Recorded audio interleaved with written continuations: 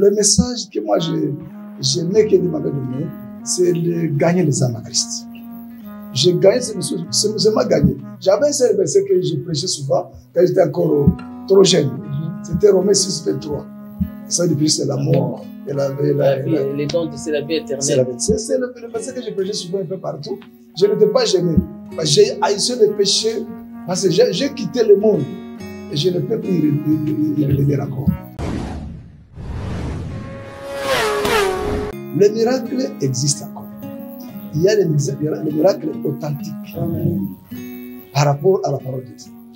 Et si les miracles sont authentiques, c'est-à-dire Jésus, il est le même hier, aujourd'hui et éternellement. Il n'a pas changé. Si moi je peux chercher autre chose que ce Jésus-là, ce n'est plus le miracle authentique, c'est maintenant le fétiche, c'est la sorcellerie. Et nulle part dans la Bible où je vois quelqu'un que Jésus a levé le serpent, le poisson dans son corps. Parce que le corps de l'homme n'a pas la place pour héberger les poissons ni les serpents. Si c'est la sorcellerie, on peut demander à Dieu de guérir ce type-là, mais pas les serpents visibles comme ça, ni les poissons visibles sortis dans le corps humain. C'est inconcevable.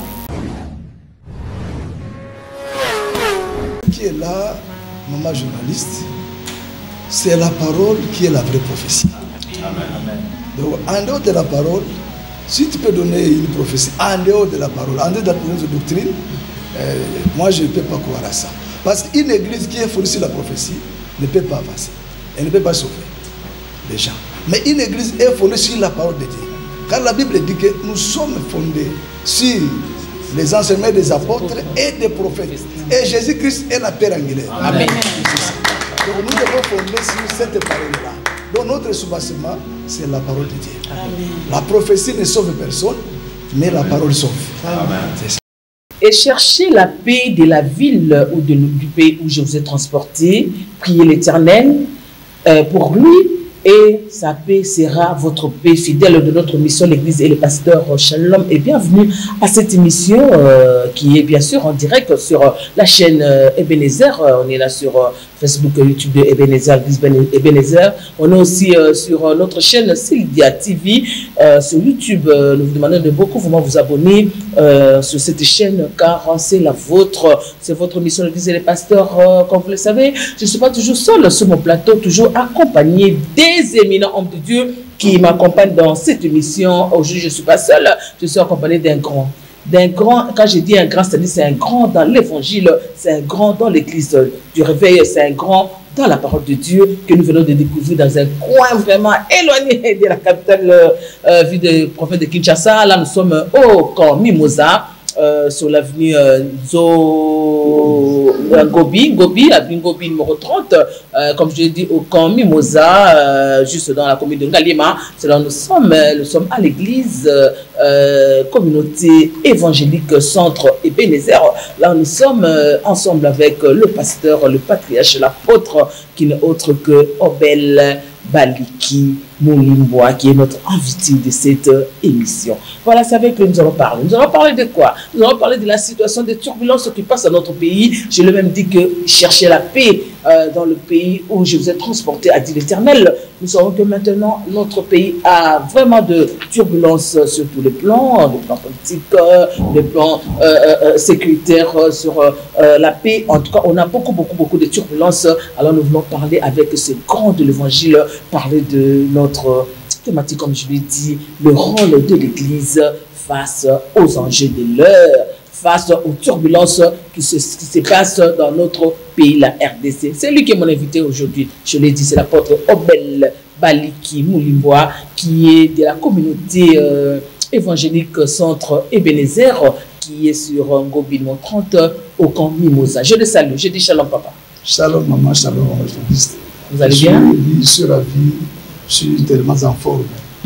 Je suis enchanté de me recevoir chez vous. Ok, merci beaucoup papa. Je dis que nous sommes à la communauté. Nous sommes ici au centre évangélique Chapelle Ebenezer, sur Ngombi 30 quartier de Mimosa. Ok, une communauté. C'est notre communauté qui est affiliée à l'RSC. C'est l'une des communautés dans l'RSC, l'église élevée au Congo, chapeautée par le l'évêque Ejiba Mapia. Okay. Que je salue. Hein? C'est lui notre président de notre communauté, notre évêque au Congo. Et moi, je suis le représentant de notre communauté, Centre Bishop de Bénézé, qui est un peu partout. Nous sommes à Ituri, nous sommes au Grand Katanga, nous sommes aussi au Grand Kivu. Même au Canada, on a une extension là-bas. C'est comme ça que nous œuvrons. Avec mes collaborateurs, j'ai un homme de Dieu, le révérend pasteur Emmanuel Kalala, j'ai le prophète Léo Chomba, j'ai aussi l'ancien Bakouk qui est derrière moi ici, et j'ai aussi les grandes dames, la révérende Maman Esther Omari, qui est chargée de notre centre Mimosa 2, avec toute reconnaissance. C'est le mois de la femme. Il faut honorer la femme, hein?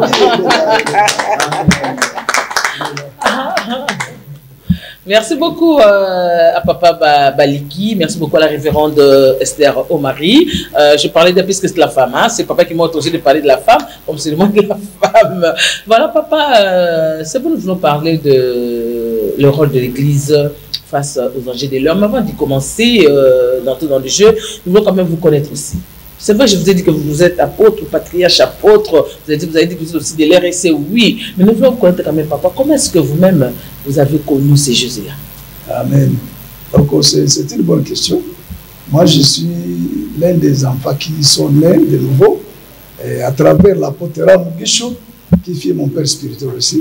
Père son âme, il est décédé. Et on a commencé à Bukavu, la ville province de Sud Kivu. C'est là où on est né, depuis 79. Donc, wow. On a accepté Jésus, on a commencé à servir Jésus. Et on a bâti des églises.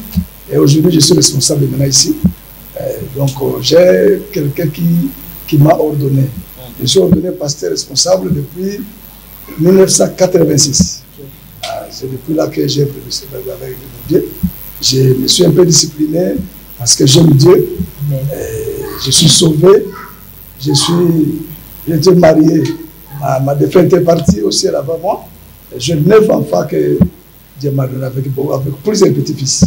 J'ai une grande communauté, j'ai une grande famille de mes petits-fils que Dieu m'a donné aussi. Amen. Et une grande communauté, une grande famille, la famille chrétienne, la famille spirituelle. Et donc je suis réellement un père, je suis un berger. Merci. Un bon berger. Voilà, j'ai devant moi un berger, vous sentez que c'est un patriarche, hein? Voilà, c'est vraiment un patriarche, vous savez déjà les parcours de sa vie, donc c'est vraiment un patriarche. Mais papa, il faut quand même savoir, à chaque appel, un message. Quand vous avez reçu Jésus, quel message Dieu vous a donné pour le salut de ses âmes? Le message que moi j'aimais que Dieu m'avait donné, c'est de gagner les âmes à Christ. J'ai gagné ce message, c'est moi gagné. J'avais un seul verset que je prêchais souvent, quand j'étais encore trop jeune. C'était Romains 6, 23. Ça, depuis, c'est la mort et les dons, c'est la vie éternelle. C'est le verset que j'ai prêché souvent un peu partout. Je ne peux pas gêner.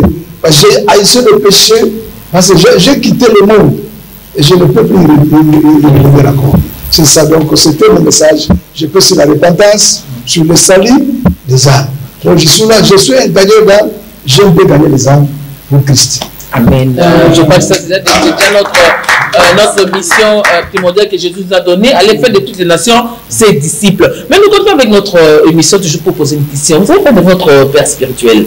J'ai entendu dire que vous êtes converti, comme ça. Mais maintenant, il y a une nouvelle génération, photo de Belango, hein, ça je veux quand même te compter avant la bilingue. Il y a une nouvelle génération d'hommes de Dieu qui est venue pour reconnaître ma père spirituel Namarotier. Vous, en tant que patriarche, quel conseil allez-vous donner à ces jeunes-là? En tout cas, c'est très grave.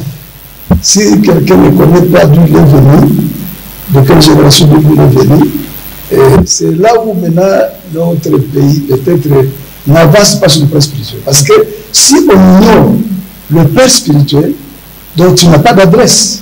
Son père, sans repère. Hein? La Bible dit, on avait posé la question. Saoul a posé la question à ces hommes pour David. De qui es-tu fils? Amen. Aussi, tu es fils. Donc tu as une généalogie. Tu es né quelque part. Tu as un père. Maintenant, si tu n'as pas l'adresse, on va te localiser.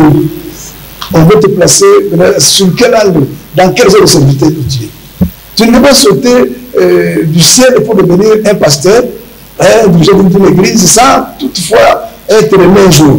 Donc nous sommes les hommes parce qu'un jour on était nés dans une famille. Amen. C'est ça. Amen. Donc ma maman, mon père aussi, moi André, je suis un homme aujourd'hui. Donc je suis venu pas de nulle part. Spirituel, c'est l'objet dans le pas spirituel. Il faut avoir là où tu es venu. C'est pourquoi je dis, moi j'ai un père spirituel, mon père a son âme, le Seigneur l'a rappelé aux États-Unis. Bon.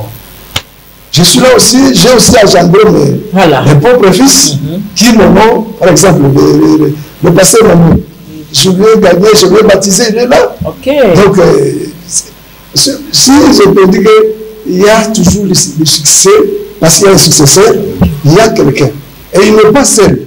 J'ai plusieurs que Dieu m'a donné grâce de former, de baptiser, d'autres en Nouvelle-Zélande, comme la Pointe Chara, le Vétorezo qui est le grand pasteur du Victor Church, sont à Bukavu, aux Nouvelle-Zélande, au Canada, il y en a aussi.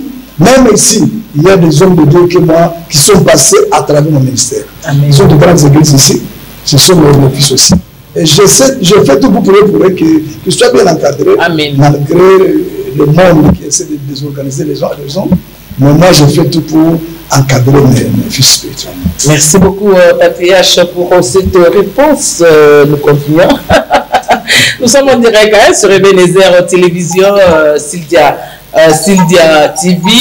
Excusez-moi, il y a déjà des gens qui nous suivent en direct qui appellent. Bon, c'est pas prendre les appels, hein. Rappelez plus tard, nous allons vraiment vous recevoir. Nous sommes en train de parler de ça. Oui, papa nous a dit que son père sans repère. Il faut avoir une source, il faut avoir là-bas pour pouvoir t'épanouir aussi un jour dans la vie, surtout chrétienne, hein, pour les hommes de Dieu. Voilà, papa, nous continuons. Je veux juste dire que le rôle de l'Église face au évangile de l'homme. Venons entrer dans notre thématique d'aujourd'hui. Okay. Je ne sais pas, mon papa, une idée globale, comment vous pouvez, le rôle de l'Église, c'est quoi dans ces temps de turbulence que nous sommes en train de passer? Il n'y a pas que la sécurité, il n'y a pas que la paix, il y a aussi dans l'Église, là où il y a des turbulences. Vous avez parlé des RSC, nous allons y revenir un peu plus tard. Mais quel est vraiment le rôle de l'Église dans toutes ces turbulences? Ok, c'est une bonne question. L'Église a pour rôle d'encadrer d'abord, d'éduquer aussi, de ramener les âmes qui sont devenus des rebelles pour qu'ils soient aussi des enfants aussi dans une maison. Amen. Donc l'Église, c'est comme une famille. Et une famille unie, c'est une famille qui sera bénie. Amen. Donc l'Église a pour rôle d'encadrer, de chercher comment le pays peut émerger sur toutes les angles. C'est surtout, parfois, on dit la politique. Si on dit la politique, nous ne sommes pas des politiciens physiques, nous sommes des politiciens spirituels. Amen. Parce que nous faisons tout pour gagner. Nous influençons le monde du diable pour qu'on puisse dépeupler ceux qui sont perdus pour les ramener dans la bergerie. Comme le dit dans Job 32:8, en réalité dans l'homme c'est l'esprit, d'abord c'est l'âme. C'est l'âme. C'est comme ça que nous, en tant qu'Église, l'Église a pour rôle d'encadrer, pas de créer des confusions. Donc nous devons encadrer, conseiller et s'approcher des âmes qui sont perdues pour les ramener à Christ. C'est ça. C'est ça le rôle. Mais est-ce que ce rôle-là est-il vraiment respecté? Est-ce que c'est vrai que vous avez ramené âmes perdues avant le Seigneur? Tout ce ce sont des âmes. Mais est-ce que l'Église n'a pas failli vraiment cette mission-là? Bon, l'Église, je dis qu'en quelque sorte, l'Église a failli. Parce qu'il y a des doctrines qui sont mises par-ci, par-là, et ces doctrines-là, parfois, désordonnent. Et il y a un mauvais comportement de la part de nous, serviteurs de Dieu. Parce que quand j'encadre les gens, par exemple, je dis la boisson est mauvaise, l'impudicité, la sorcellerie, la magie, j'encadre les gens, mais malheureusement, moi-même, pasteur, je suis par couper la carte à ce soir-là. Maintenant, pour gagner, ce sera difficile. Parce qu'on donne ce qu'on a. Si je n'ai rien, je ne peux rien. Si j'ai la mort, je vais transmettre la mort. La nation de comique, non, c'est faux. Là, c'est faux. Vous devez être exemple. On leur dit, imitez-moi comme j'imite Christ. Amen. Yes. Vous devez imiter Christ. Donc, si quelqu'un dit cette parole-là, Et il est en dehors de la Bible. Donc il n'est plus dans la bergerie. Parce que la Bible dit que Jésus est le bon berger et il a donné sa vie pour ses brebis. Et les brebis connaissent la voix de leur berger. Et le berger connaît la voix de ses brebis. Donc si tu es brebis, tu dois être rentré dans la bergerie. En dehors de la bergerie, c'est la mort. Mais s'il y a un coulouna qu'on peut peut-être gagner, et après rentrer encore dans le monde là, ce n'est pas nous maintenant, mais c'est maintenant Dieu seul qui va prendre le soin de celui-là. Nous, on fait tout pour annoncer la bonne nouvelle. Et après annoncer la bonne nouvelle, c'est à nous maintenant de décider. Donc, notre politique, ce n'est pas de forcer les gens de venir, mais on le prêche librement. On le prêche, on montre comment tu peux sauver ta vie, comment tu peux être en ordre. Maintenant, s'il lui refuse, c'est son problème. Et s'il venait chez moi, si je suis modèle, lui ne veut pas suivre le modèle. Donc, lui, c'est une affaire de la prédiction. Mais moi, j'ai fait tout mon mieux pour que l'ensemble puisse être éduqué selon la parole de Dieu. Je n'ai pas autre force, pas de petit, mais c'est seulement la parole de Dieu. Je me donne la parole de Dieu. Puis je prie pour eux. Je cherche aussi du pâturage. Là où je peux bien nous nourrir, c'est la parole de Dieu. Quand je vais leur donner un bon message, ils vont croître. Il y aura une croissance sur le plan spirituel. Et quand il y a un qui est sauvé, peut-être il va encore sauver et attirer d'autres à Christ. Jésus nous a dit, sois la lumière du monde. Vous mettez la lumière et nous les ténèbres. Si on me trouve dans le bar, dans un bar quelque part, maintenant celui-là qui va trouver dans un bar, comment il va se convertir? Si on me trouve dans la débauche, j'ai 2-3 femmes avec j'ai caché mes copines là. Oui. Un membre qui va me voir. Comment il sera sauvé aussi? C'est ça. Alors je vais encourager la polygamie et je vais encourager la débauche. Maintenant mon message il sera plus fort. C'est comme ça. Oui, votre message sera plus fort, ça c'est vrai, patriarche, toujours on va faire parce que ma rôle qu'a église ouana. Mais toujours remarquer que le makat de l'église, il y a un nouveau langage, la délivrance surnaturelle. Tout le monde a mbisi, tout le monde a makolo, tout le monde a nyoka, banine. Nous tous avons déjà bien quand la carte est le balanzambé, la délivrance va pas et où tu vois et pourquoi ces gens de délivrance. Ok, c'est une question aussi. Je vais essayer de répondre à ça. Le miracle existe encore. Il y a le miracle authentique par rapport à la parole de Dieu. Et si le miracle est authentique, c'est-à-dire Jésus, il est le même hier, aujourd'hui et demain. Il n'a pas changé. Si moi je peux chercher autre chose que ce Jésus-là, ce n'est plus le miracle authentique, c'est maintenant le fétiche, c'est la sorcellerie. Et nulle part dans la Bible où je vois quelqu'un que Jésus a levé de ce repas de poisson dans son corps. Parce que le corps de l'homme n'a pas la place pour héberger les poissons, ni les serpents. Si c'est la sorcellerie, on peut demander à Dieu de guérir ce type-là, mais pas les serpents visibles comme ça, ni les poissons visibles sortis dans le corps humain. C'est inconcevable. C'est quelle magie? Même si on peut appeler des médecins pour étudier où est la place de ce poisson dans le corps humain. Il va se placer où? Où est son berceau? On te dit que le poisson vivra dans la maille. C'est comment vivre dans les serpents aussi. Donc, si le miracle paraît, il y a les miracles. C'est ce qu'on appelle le sénateur, c'est quoi?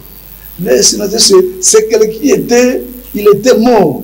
On lui donne la bonne nouvelle, il est ressuscité. Amen. Donc, c'est le surnaturel. Parce qu'il était loin dans l'esprit. Maintenant, on le ramène encore pour qu'il puisse accepter Jésus, pour être né de nouveau. Cette naissance-là, la nouvelle naissance, c'est ce qui montre qu'il y a un miracle surnaturel qui s'opère. Pas des choses à la comprendre. Le serpent, les poissons et consorts, je ne sais pas, ces gens d'hommes de Dieu, d'où se sont trouvés de pareilles choses. Ce sont des étrangers spirituels. Amen. Là, je vois des étrangers spirituels. Moi, ça me fait du bien. Vraiment. La continue, comment on compte, papa? Mais ça, la vie, ma gare. Après, la question, on va poser ma question. On a vu sauter. Papa, docteur, on m'a campé à l'église Carole. Nous, on a béni pour la découvrir. C'est le monde que vous avez beaucoup à nous dire dans ma campagne à l'église. Papa, Ngaï, toujours dans la campagne de prophétie. Les prophéties, babi, on a des bomis, ma bota. Il y a des bomis, ba moka. Même des toujours vivre la moka, on a besoin de prophétie le bamaka. Et puis peut-être les grands dans l'évangile. Mais puisque la place de l'évangile dans l'église, les amis, les gens doivent croire à la parole de Dieu ou les gens doivent croire à la prophétie. Okay. Donc, ce qui est là, maman journaliste, c'est la parole qui est la vraie prophétie. Amen. Amen. Donc, en dehors de la parole, si tu peux donner une prophétie, en dehors de la parole, en dehors de la doctrine, moi je ne peux pas croire à ça. Parce qu'une église qui est fondée sur la prophétie ne peut pas avancer. Elle ne peut pas sauver les gens.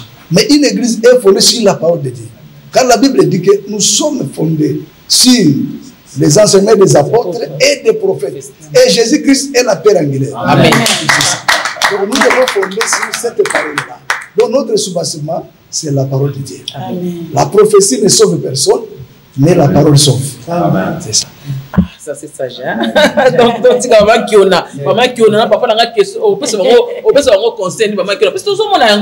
Moi j'ai vu ça. Nazaïka Koyoka, mais j'étais dans une église, j'ai vu, on a amené un aveugle qui n'était pas aveugle. Mais et puis on est aveugle. N'engana croire. Mais on a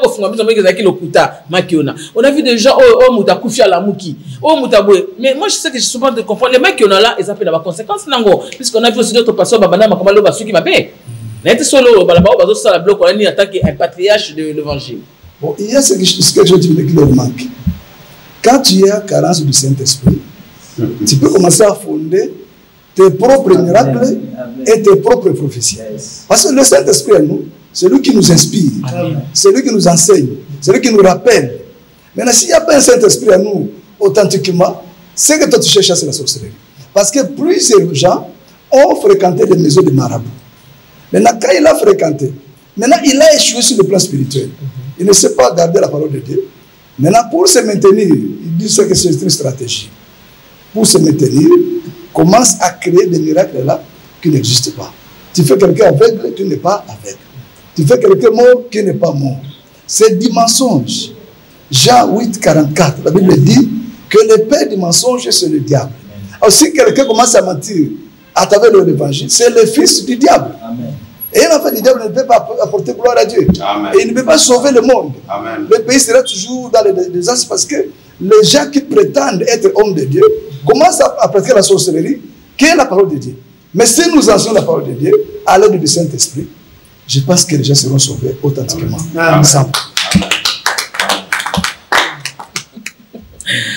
Ah, papa, moi je ne sais pas.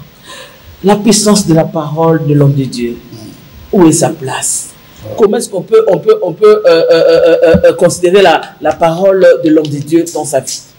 Ok. Cette puissance-là, c'est toujours biblique. On doit consulter la Bible. Dans 1 Roi chapitre 17, verset 1, il y a un homme qu'on appelait Élie. L'homme là a vu qu'il y avait maintenant une majorité de prophètes de Baal qui étaient dans la ville, qui élisait le roi, le chef dans des erreurs.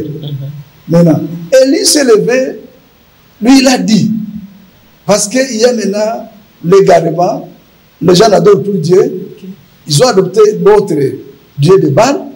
Maintenant, on va aujourd'hui le démontrer clairement. Élie a utilisé la puissance de la parole dans sa bouche. Élie a dit, la pluie ne viendra plus pendant 3 ans, et il a précisé pendant 3 mois et 6 mois, sinon à ma parole. Donc c'est moi qui dis. Donc il a signé sa parole. Donc il a mis Dieu en défi. Parce qu'il était en communion parfaite avec Dieu. Il avait une relation étroite avec Dieu. Élie avait confiance à Dieu. Que Dieu m'exauce parce que même si je suis seul, et ils sont plusieurs, mais avec le Dieu que moi je prie, il y aura une différence. Amen. Amen. Et Élie a dit, sinon ma parole, la pluie ne viendra plus. Et la pluie s'est arrêtée à partir de ce jour-là. Pendant 3 ans et 6 mois, il y avait des prophètes de Baal qui prétendaient aller donner le message au roi, que ça va aller, et notre Dieu va agir. Et les gens ont commencé à souffrir. Comme ici chez nous, la souffrance est grande. Parce qu'il y a des fausses prophéties et des prophètes de Baal qui circulent la ville. Si on commence à marchander l'évangile en échange pour l'argent, je vais chez le président de la République, au lieu d'annoncer la bonne nouvelle, au lieu de prier pour le président, il me donne l'argent d'abord. Donc il m'a acheté. Oui. Et ce que je vais donner, ce n'est plus authentique. Parce que l'argent du président... Non, il n'y a plus la puissance. Parce que quand maintenant il n'y a plus la puissance, rien ne peut se faire qui va donner gloire à Dieu. Maintenant, la puissance de lui, sa bouche a déclaré qu'il n'y aura plus la pluie. C'était pour tester, pour voir combien maintenant les prophètes là vont démontrer que réellement il y aura la pluie. Dernièrement, on a eu des prophéties ici, et avant le campagne. Oh, on a vu ça. Non, moi, je veux vous aider. Moi, je suis de ménage, je veux vous aider. Oh, il y a la mort d'un président, l'autre sera sur le fauteuil roulant. On n'a pas vu. Oh, Dieu nous a dit, même au début de cette année, il y avait des prophéties, de bonnes prophéties pour la République. Mais déjà le 26 janvier, la guerre a éclaté. Est-ce que Dieu peut-il mentir? C'est ce que moi je suis en train de parler. Parce que quand les hommes de Dieu sont égarés dans leur voie, en utilisant leur propre philosophie, en abandonnant la parole de Dieu, il y aura des désastre. Parce qu'Élie a vu ça, que le monde, notre pays souffre parce que le prophète ici, qui sont près du roi, détruit et la doctrine et la population. Maintenant, Élie a dit, on ne peut pas avancer comme ça. Maintenant, on va mettre à défi notre Dieu. Élie a demandé à Dieu, et Dieu a stoppé la pluie. Donc, Élie qui avait Dieu, et d'autres n'avaient pas Dieu. Et quand Élie est revenu, il a repris encore la même chose. Aujourd'hui, on peut maintenant faire le sacrifice à Dieu.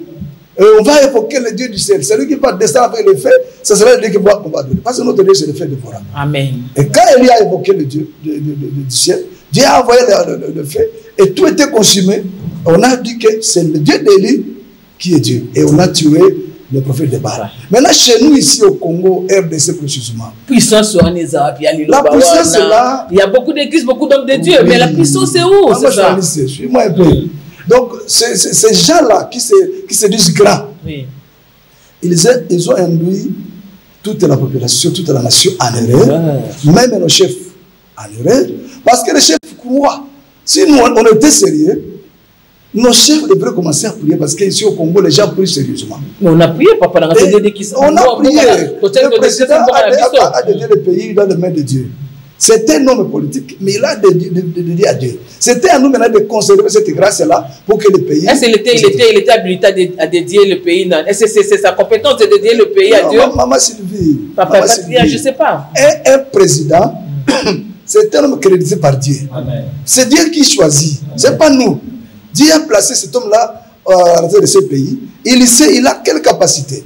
Et quand les rois se lèvent pour déclarer, le peuple était sauvé. C'était la place aux sacrificateurs de le faire. C'était à vous de le faire, vous les hommes de l'église. Oui, mais même à l'époque de David.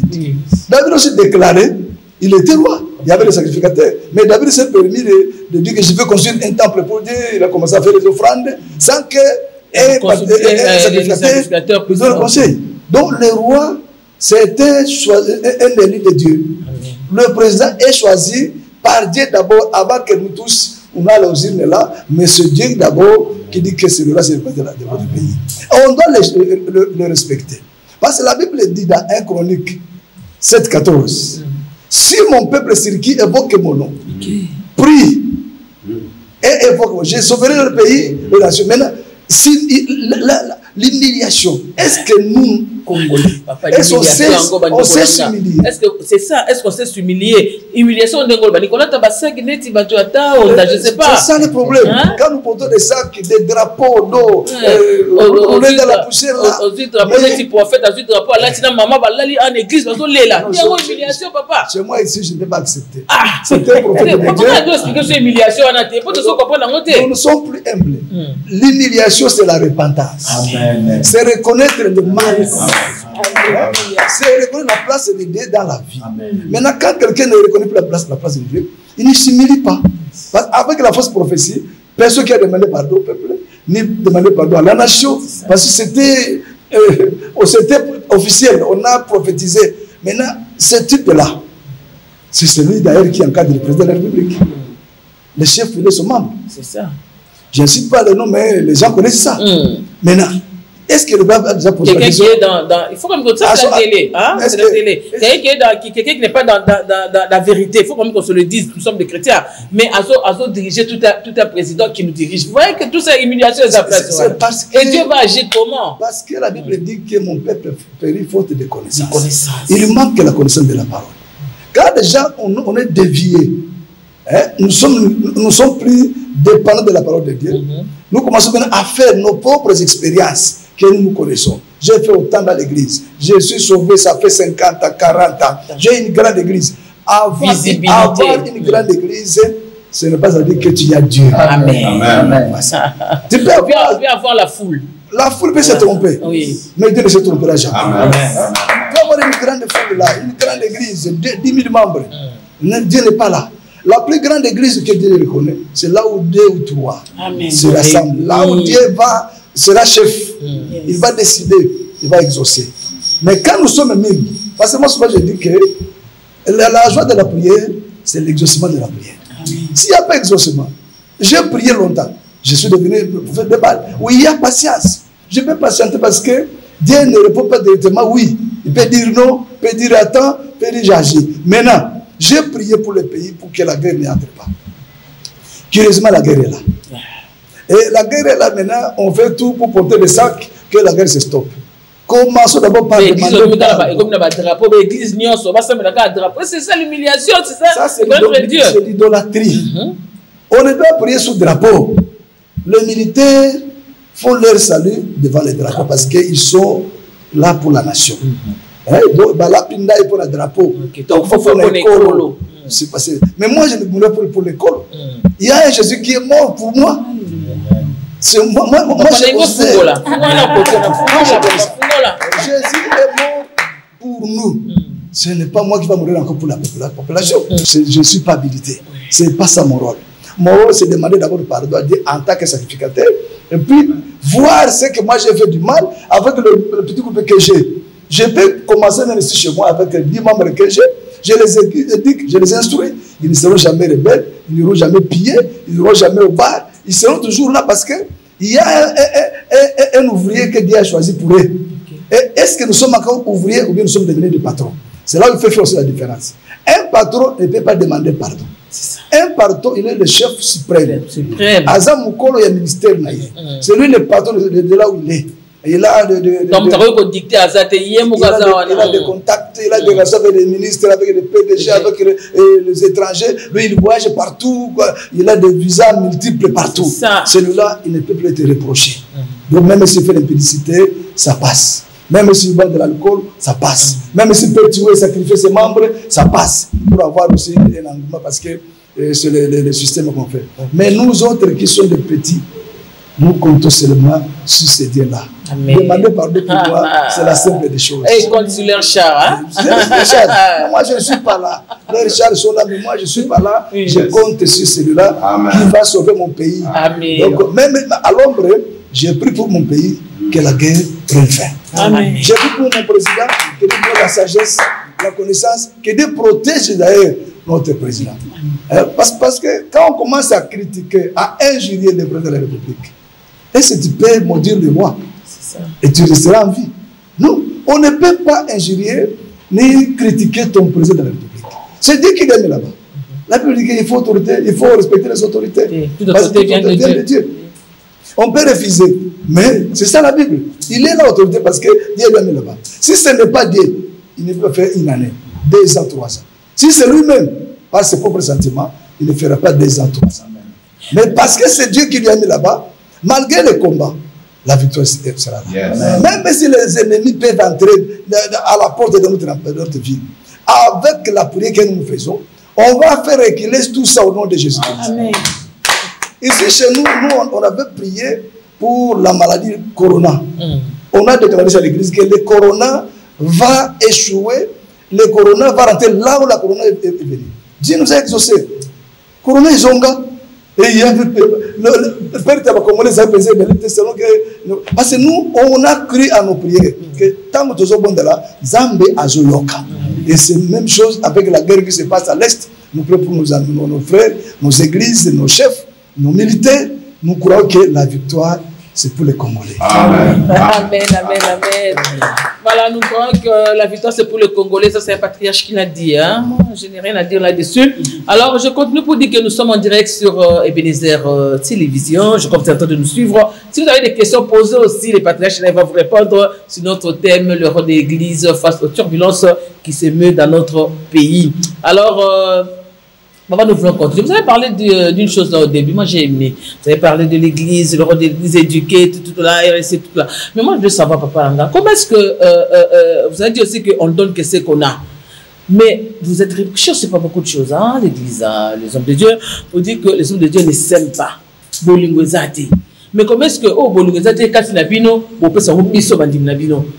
qu'est-ce que vous me donnez là? N'êtes en tant que patriarche. Et qu'est-ce qu'il faut faire pour Bolingo Zonga, na katia homme de Dieu, beaucoup s'empoisonner, beaucoup règlement des comptes, beaucoup je sais pas, Bolingo Zonga, il faut ni papa n'engaye patriarche. Bon, bibliquement, dans Matthieu 24, la Bible dit qu'à cause de tout ce qu'on voit, le péché va croître, l'amour va se refroidir. Donc, ce sont les péchés qui amènent que les gens ne s'aiment plus. Il y a ce qu'on appelle peut-être la jalousie, il y a l'orgueil, il y a l'hypocrisie. Il y a beaucoup de choses qui amènent que les gens ne s'aiment plus.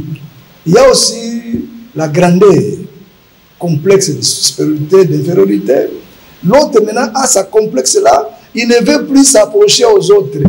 Et les autres, avec ce complexe d'infériorité, il ne veut plus s'approcher parce qu'il y a ce qu'on appelle les cours des grands. Il y a maintenant des grands pasteurs, des petits pasteurs. Maintenant la différence, on ne sait plus qui peut approcher maintenant l'autre. Parce que quand maintenant je commence à éduquer, je vois que mon église est meilleure plus que l'église de l'autre. C'est un défaut. Voilà. Quand je vois que moi je suis meilleur par rapport à l'autre, c'est un défaut. L'amour ne peut plus se voir. On ne sait plus me partager parce qu'on a peur l'un de l'autre.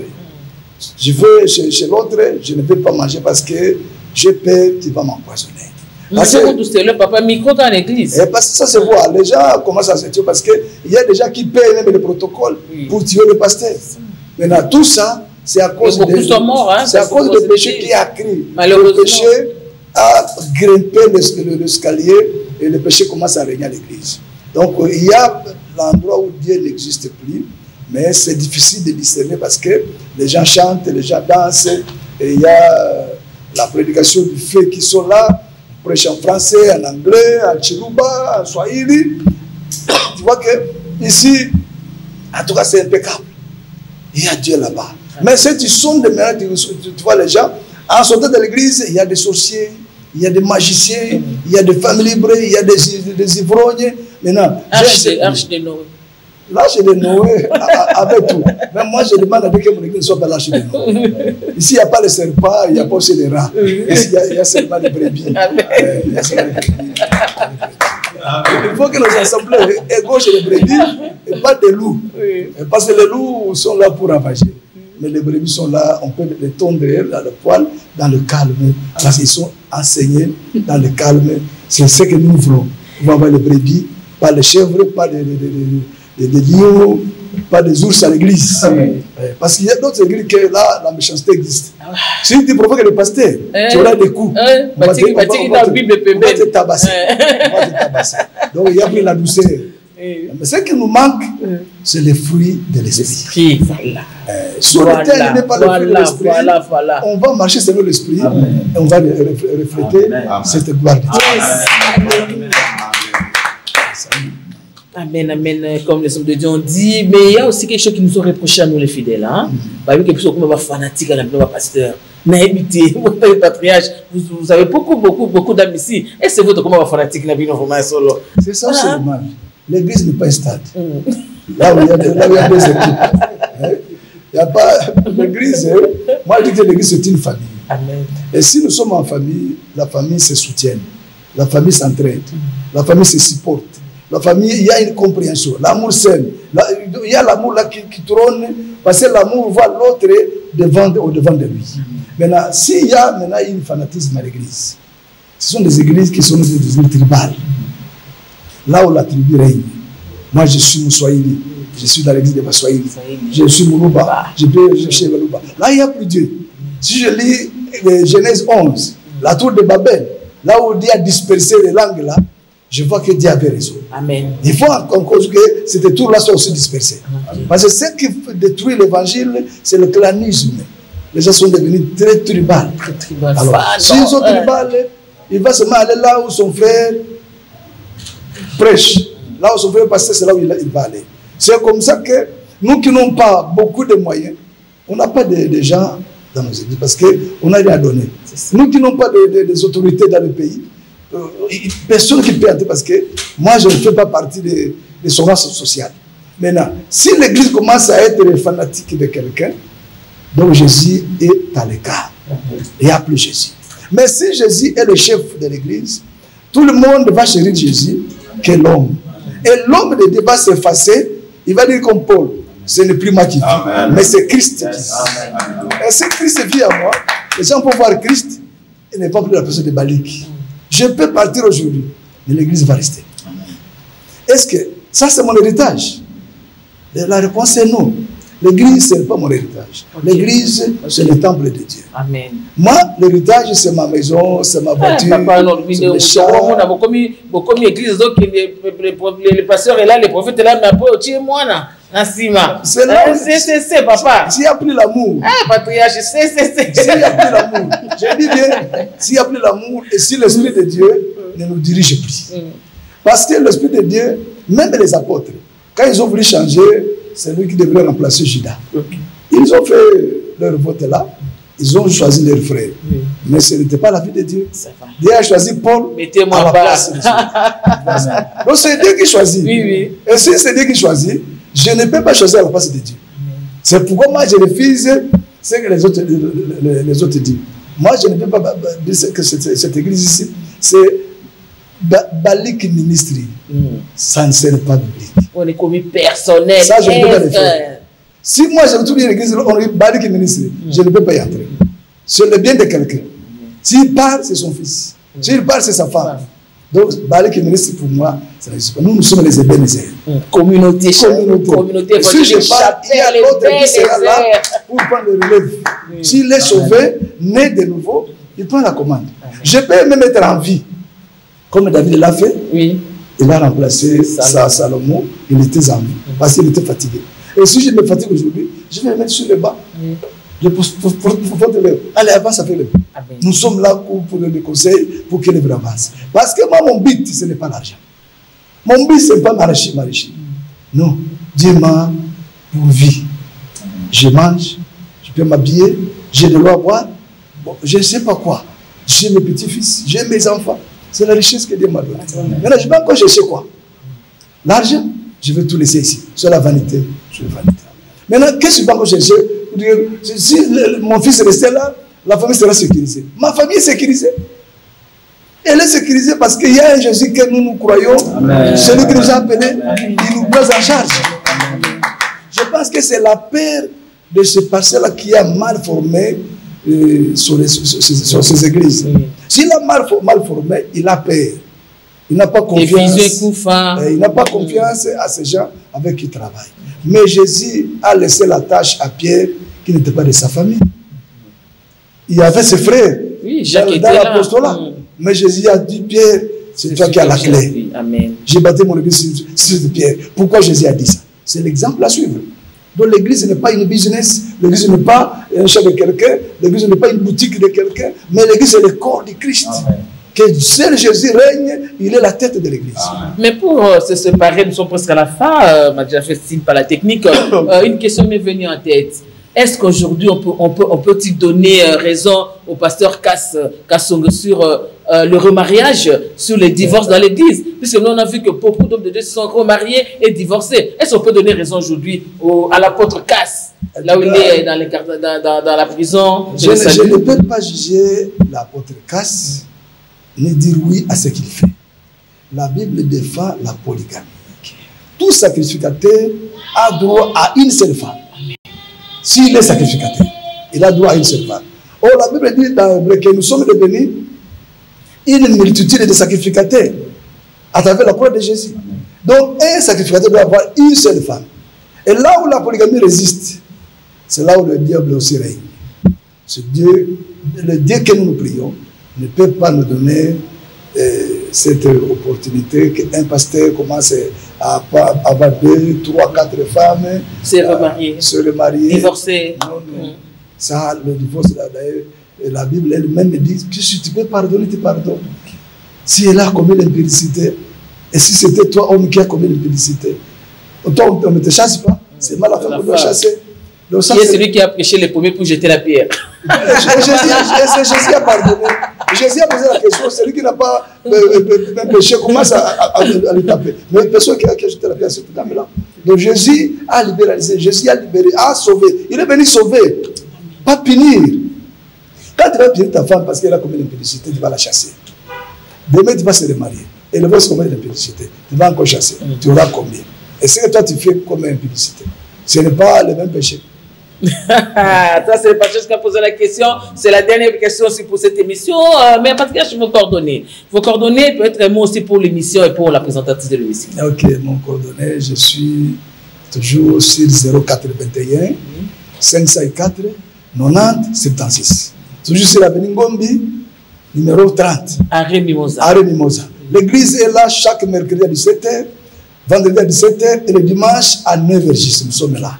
Donc, moi, je reçois chaque jeudi à partir de 12h jusqu'au soir. Je suis disponible à l'église, pas dans mon bureau. Je suis à l'église pour recevoir les gens. Et pas dans votre bureau. Hein? Non, non, non. Mon bureau, c'est pour travailler seulement. Et un mot pour l'émission et pour la présentatrice, Patriarche. En tout cas, maman Sylvie, la journaliste, nous t'aimons beaucoup. Amen. Que Dieu te bénisse encore. Amen. Avance et prospère encore. Amen. En tout cas, ça ne sera pas la dernière fois. Nous allons encore répéter notre émission. C'est pourquoi, si j'ai présenté mes confrères qui sont là, oui. Il y a la révérende qui est là, Maman Issé Romari, elle me soutient dans l'œuvre. Il y a le pasteur Emmanuel Kalala, qui est mon pasteur de l'église. Il y a mon prophète Léo. C'est le pasteur Emmanuel Kalala. Oui. Je voulais le nom Kalala. Il est là. Vous, c'est l'apôtre Obel Baliki. Lui, c'est Emmanuel Kalala. Oui, on y va. Voilà. Ici, c'est le prophète Léo Chomba.